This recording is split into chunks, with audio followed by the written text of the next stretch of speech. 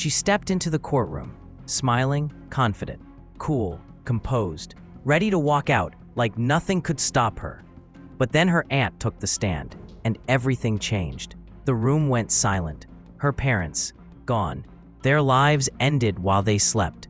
And there she was, posting on TikTok, putting on a show of grief. She tried to flip the script, make it look like she was the victim in all of this, like she had nothing to do with it. But nobody was buying it because her aunt's testimony and those TikTok videos begging creators to cover the case said it all. No lies, no cover-up, just cold, hard truth. And in that moment, she knew she's not walking out of that courtroom, not after what they saw, not after what came to light. This is the dark, twisted story of Sarah Grace Patrick. She looked like any other teenager.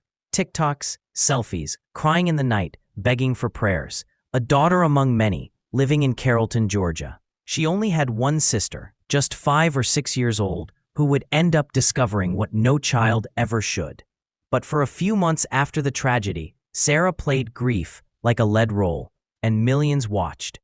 On February 20th, 2025, in their home on Tyus Road, something terrible happened. Her mother, Kristen Brock, and her stepfather, James Brock, were found in their bedroom, shot while they slept. There was no apparent forced entry. At home with them that night was Sarah and her younger sister. It was the little sister, a child, who found their parents. And then Sarah made the call to 911. When investigators arrived, they declared it a homicide. Then the social media storm began. Sarah posted, crying, pleading, mourning, asking for prayers, for healing. In March, just weeks later, she shared a video collage, photos of her mom and stepdad, saying, "They don't know it, but a year from now, me and my 5-year-old sister would find them wrongfully shot dead in our home." She even messaged true crime creator by the name of Janice, who runs the true crime blog reportedly on TikTok, urging her to cover her parents' case, stating that she can give intel and that it would be a really big hit. Once the case was covered, Sarah Grace would reply to comments on the post that now seem fishy.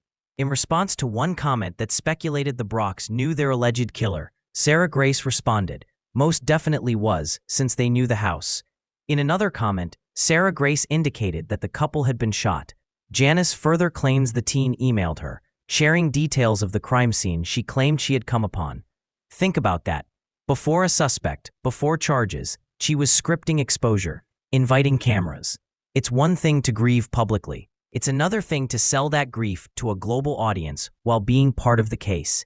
Then came the funeral, the haunting moment that made her the prime suspect. She stood before the crowd and said, "I just wanted to say goodbye to my mom and James since we never got the chance to." This isn't easy. I don't know how Ben and Angie do this all the time, but I'm really happy I get to do this. But just bear with me because I stutter a lot. I just wanted to say goodbye to my mom and Jamie since we never got the chance to. I was so used to you guys always being here to the point that I never once thought to imagine y'all not being here. I didn't have a single clue how much I needed y'all until now. For James, thank you for all the life lessons you taught me and for being the best, honest dad ever.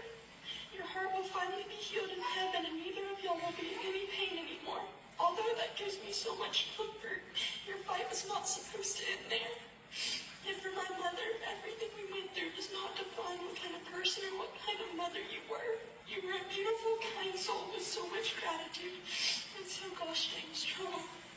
She called her mother a beautiful, kind soul, and told mourners she'd always be her sunshine.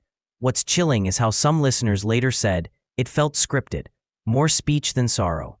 During and after that funeral, some relatives whispered something wasn't right. The emotions felt off. Tears, yes, but the delivery was too measured, too rehearsed. To arrest someone for their parents, authorities said they needed more than suspicion. They collected digital footprints, social posts, messages, outreach to influencers. They interviewed family, neighbors, friends. They secured the house for physical clues. Investigators described it as mountains of evidence tied to her digital presence. They moved slowly. They wanted certainty, and they built a case where each post, each message, each speech cast doubt. On July 8, 2025, Sarah turned herself in, along with her father. By that time, a warrant was already out. She turned herself in because we notified her she had warrants for her arrest. Don't you want the right person arrested? So that's why it takes so long. These diligent investigators took their time. We've got the person that we believe orchestrated this and committed this horrific crime. She was charged as an adult with 2 counts of intentional harm resulting in loss of life, along with 2 counts of aggravated assault in connection with the deaths. She was now no longer a grieving daughter in public view. She was the accused. When she walked into court for her bond hearing, cameras caught her smiling several times. She seemed composed, as though she believed the court would let her walk free. She had confidence, maybe even belief in her own narrative, but that confidence was going to be tested. One of the damning moments came when her own relative took the stand. She shared experiences, comments, behavior patterns, things she saw behind closed doors. She called Sarah manipulative, inconsistent, emotionally cold at times. The defendant is charged with the brutal murders of my brother, Jamie, and my sister-in-law while they were lying in their bed. My 5-year-old niece was then woke up to find their parents lifeless. The trauma this innocent child will carry for the rest of her life is unfathomable. I am deeply concerned about Jaylee's safety should the defendant be released on bond. I ask you, please consider the following factors when deciding whether to grant a bond. My first concern is flight risk. The defendant has financial resources provided by the immediate family, which would enable her to flee. Her family maintains that she is innocent, and given her manipulative behavior, I believe she may attempt to flee. Second concern is witness intimidation. The defendant has shown a pattern of intimidation towards family members and others with knowledge of the crime. I fear that if she's released, she will continue this behavior to silence anyone who could testify against her. My third concern is evidence. The brutality of these murders is not in dispute. My family and I have seen the death certificates, and although we are not aware of exactly how many shots were fired, we do know that there were multiple gunshots to both Jamie and Kristen. Personal safety. If the defendant can kill her own parents in such a violent manner, I fear for my own safety and the safety of my family and friends. The possibility that she could harm us is terrifying, and I urge you to consider this in your decision. I'm a Christian who believes in Jesus Christ. My prayer is that justice will be served for Jamie and Kristen, and their bond will be denied for the defendant, as she has shown that she is capable of extreme violence and manipulation. Thank you again for giving me the opportunity to speak and share my concerns. Suddenly, that bright, confident face in the courtroom was no longer shielded. Her aunt told the court she's a risk, a flight risk, a danger to witnesses, and a manipulator of narrative. She warned she had the means or motive to intimidate her little sister, who was central to the case. Defense pushed back, stating that she has no criminal history, she's young, and that supporters testified to her church attendance and good character. Yet the weight of the evidence, those TikToks, the funeral speech, the aunt's account, and her own outreach, crowded the room. The judge denied bond, and Sarah Grace Patrick sobs uncontrollably.